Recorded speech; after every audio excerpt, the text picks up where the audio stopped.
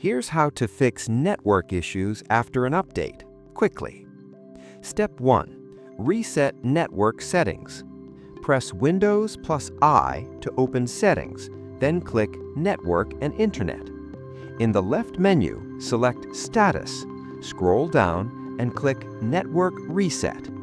Click Reset Now and confirm. Your PC will automatically restart and restore all network settings to default, which can fix most post-update connection problems. Step 2. Check for Windows updates. Press Windows plus I, then go to Windows Update. Click Check for Updates. Windows will search for pending updates and install them automatically. Restart your PC if prompted to apply updates fully. Installing the latest patches can resolve network issues introduced by previous updates. Following these 2 steps should restore your network and improve Windows performance after updates. Subscribe for more professional Windows fixes.